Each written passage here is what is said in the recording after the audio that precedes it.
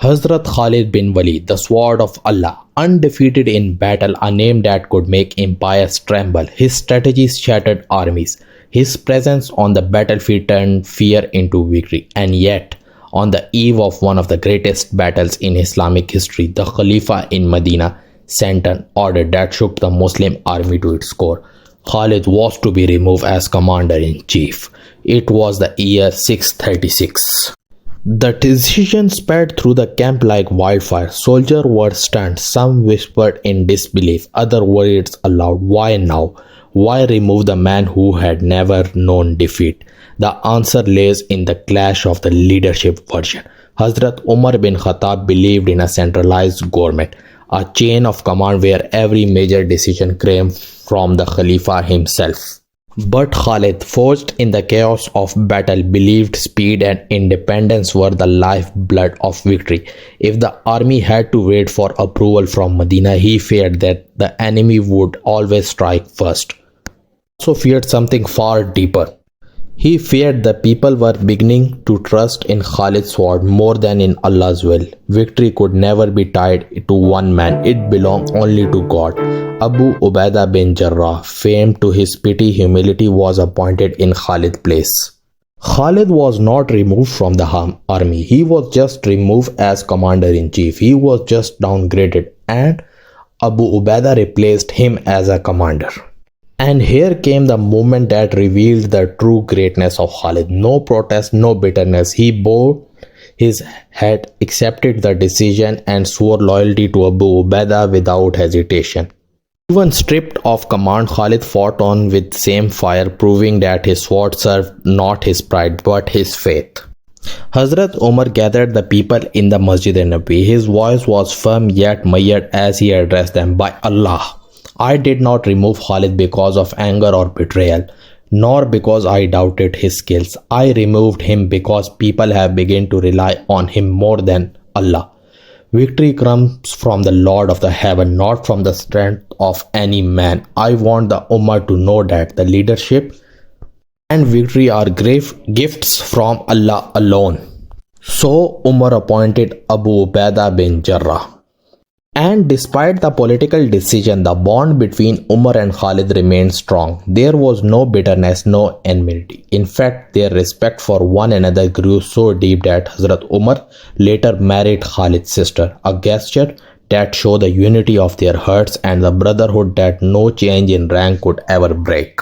Back to the Muslim army. Before the Battle of Yarmouk, the Muslim armies under the Abu Ubaidah were pressing deep into Byzantine Syria.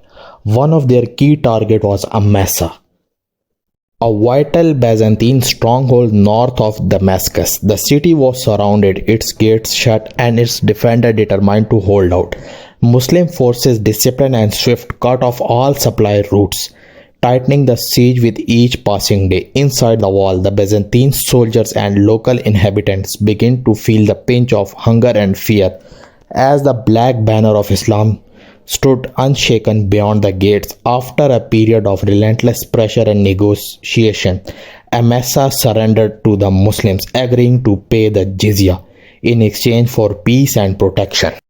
The victory brought not just a strategic city under Muslim control, but also secured the northern approaches of Syria. However, this triumph was short-lived. Soon after, urgent intelligence reached the Muslim commander.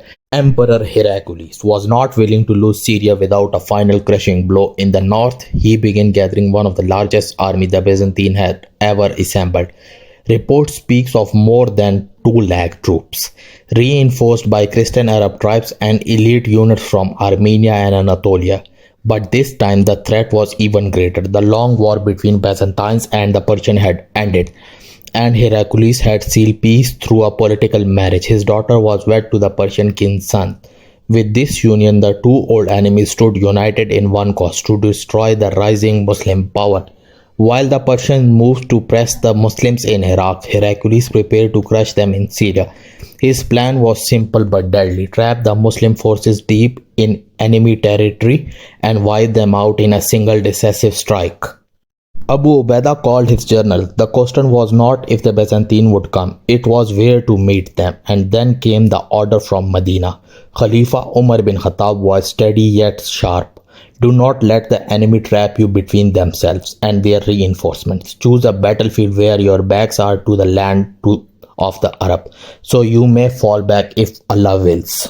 Abu Ubaidah made the difficult decision. Cancel the peace agreements temporarily with the cities including Emesa and Damascus, returning the jizya to the people, saying, "We are returning your tax because we can no longer protect you.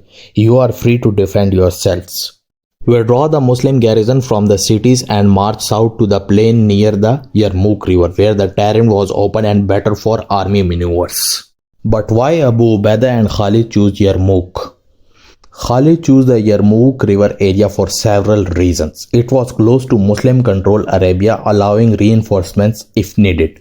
The wide open ground was perfect for Khalid's army tactics. The river and surrounding ravines provided natural defense against encirclement. By concentrating their forces here, the Muslim could meet the Byzantine mega army in one decisive showdown rather than being destroyed in separate city sieges.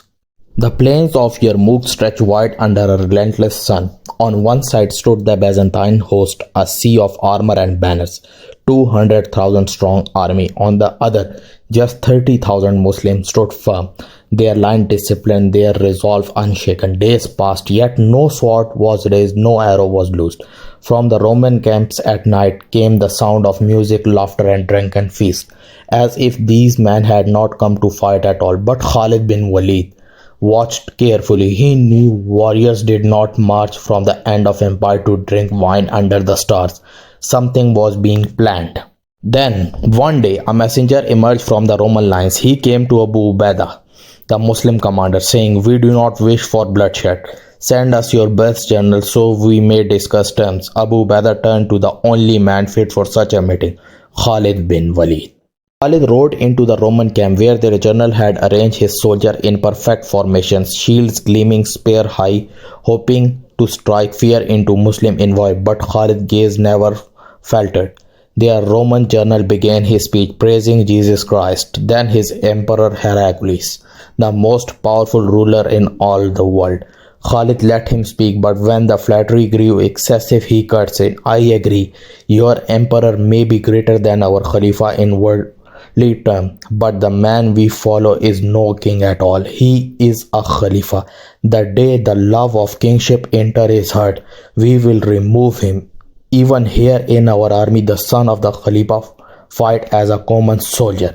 The Roman offered gold, titles, and safety if the Muslim withdrew. Khalid refused every offer. Meeting only confirmed Khalid's suspicion. The Roman was telling for time. He had already guessed the truth. The Byzantines and Persian, once better enemy, were now bound by marriage. Heraclius' daughter to Persian prince. Their army were coordinating, planning to strike Muslim in the Syria and Iraq at the same time. Khalid sent a warning letter to Caliph Umar in Medina, explaining the trap. Umar acted immediately, ordering Muslim forces in Persia to make peace temporarily, slowing the Persian advance. At the same time, he gathered 6,000 fresh troops and sent them racing to Yermuk. They did not arrive all at once. Each day, around 1,000 fresh warriors joined the camp, their arrival greeted with shouts of Allahu Akbar. The Muslim army, once 30,000, grew stronger with every sunrise. The Byzantines noticed and their window of advantage began to close. When the final group of reinforcement arrived, Abu Ubaidah called a council of his commander. In a moment of humility, he said, "For this battle, we must have the sharpest mind in command. I suggest Khalid leads us, while I fight among you as a soldier." All agreed. Abu Ubaidah stepped down from the commander's position. Khalid took the helm, and the army of Islam braced itself. The long wait was over. Yermuk was about to erupt. It was a tactical decision. Within the Khalifa's permission, for Abu Ubaidah still remained the overall chief, but for Yermuk field's battle, Khalid would lead. But wait, let's go back. Why did the Khalifa not joining the war? The question echoed in the minds of many. In Medina, a companion asked Umar bin Khattab directly. The Khalifa, his face calm yet firm, replied, "If I leave Medina, who will guard the heart of this Ummah? The Persian press us from the east, the Byzantine from the west, and the tribes of Arabia watch for any weakness. A leader's duty is not only to fight, but to ensure the safety of his people everywhere. If I go to Yermuk and fall, the enemy will not only take a battlefield, they may take the very soul of our state." He then turned to his general's letter on the table. "Allah has given us men like Abu Ubaidah and Khalid. They are our sword. I am the shield. A sword can strike far, but only if the shield strong holds." And so Umar remained in Medina, commanding, reinforcing, and ensuring no enemy could threaten the Muslim heartland, while his chosen general prepared to carve history on the plains of Yermuk. Back to the battlefield. Day 1. The first morning of battle came with a sound of drums, the marching of thousands of soldiers, and the loud calls of commander. The Byzantine army moved forward confidently, their line stretching across the valley. Muslim scouts quickly returned to Khalid bin Waleed, warning him that a large army force was hiding on the eastern ridge, ready to strike. Khalid acted fast. He ordered his army to attack first, hoping to disrupt the enemy hidden forces before they could move. As the sun climbed higher, small battle broke out across the field. The Byzantine pushed forward in probing attack, but Khalid's fast-moving army hit their sides and forced them back. By sunset, there was no clear victory for either side. Both armies were testing each other's strength. The casualties were not heavy, but Khalid made an important observation. The Byzantine army was slow to regroup, and their supply line was stretching thin. Day 2. The next morning, the Byzantine commander focused their attack on Muslim right flank, led by Amr bin As. Their goal was to break this side and roll up the entire Muslim line. The Muslim soldier fought back, but the pressure from the enemy kept growing. Khalid bin Waleed quickly brought in his fast-moving army, known as the Mobile Guard, to help the right wing. He himself rode across the battlefield, shouting orders and encouraging the fighters. The scene was full of dust and confusion. Arrows rained down from above. The noise of swords, shields, and cries of the wounded filled the air. Even the Roman army pushing hard, the Muslims did not give up their position and managed to hold the line until the fighting slowed. Day 3. On the third day, Khalid bin Waleed decided to change his strategy. Instead of only defending, he went on attack.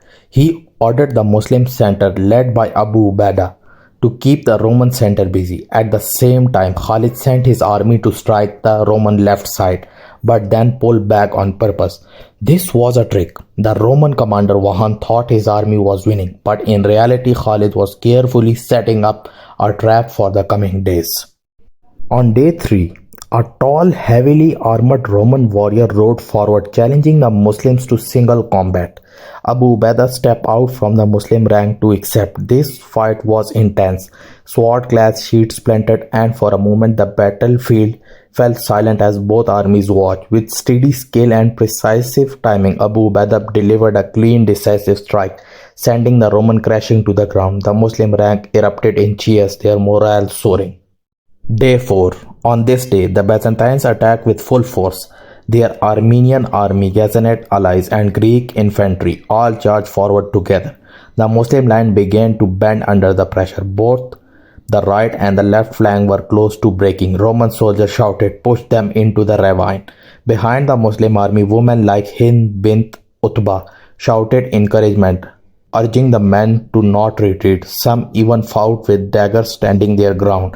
Seeing the danger, Khalid took a huge risk. He led a fast army charge, hitting the Roman left heart, then quickly returned to help stop their advance. By the 5th day, the fighting had taken a heavy toll on both sides. The Byzantine had failed to break the Muslim lines, and Khalid's tactics were wearing them down.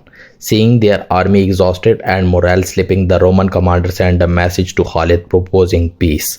But Khalid refused. He told them, "We did not come for peace on your terms. We came so that you accept Islam or pay the jizya or face the sword." His answer made it clear. The Muslims were determined to finish the battle. Before giving the answer, Khalid called a meeting of the general and informed them about the Roman peace offer. He asked for their opinion. Some commanders suggested accepting the offer, saying that it could save life and end the bloodshed. But Khalid bin Waleed and Abu Ubaidah disagreed. They explained that the battle had just begun in their eyes.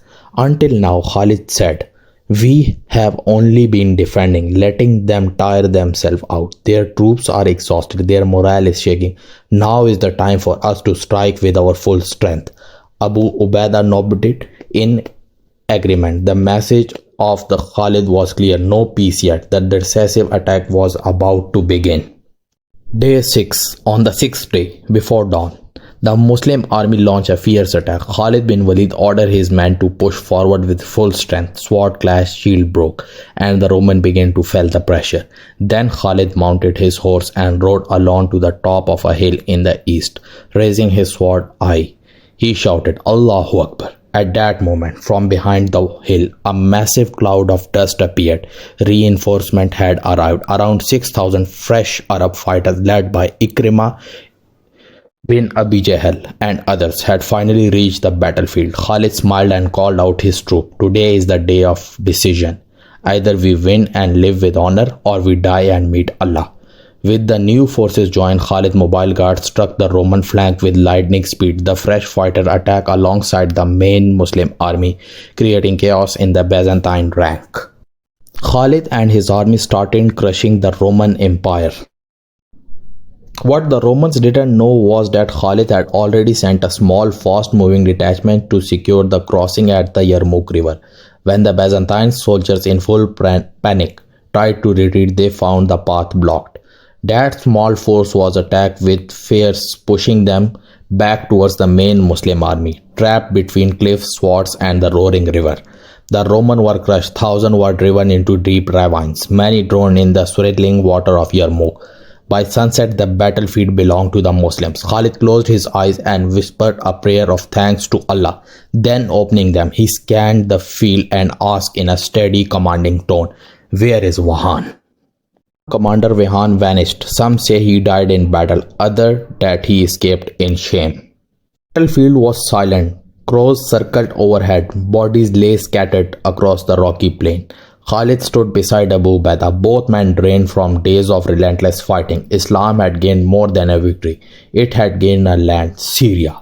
Once the jewel of Eastern Roman Empire was now in Muslim hands. When the Emperor Heraclius heard the news, he is said to have wept, Farewell Syria, what a beautiful land, and what a terrible loss. The Battle of Yarmouk was over. Muslim losses were around 4,000. The Byzantine had lost tens of thousands. The course of history had changed forever, and this was the day Khalid bin Waleed's name was carved deeper into the pages of history. If you found this story powerful, make sure to like this video, subscribe for more epic history. Thanks.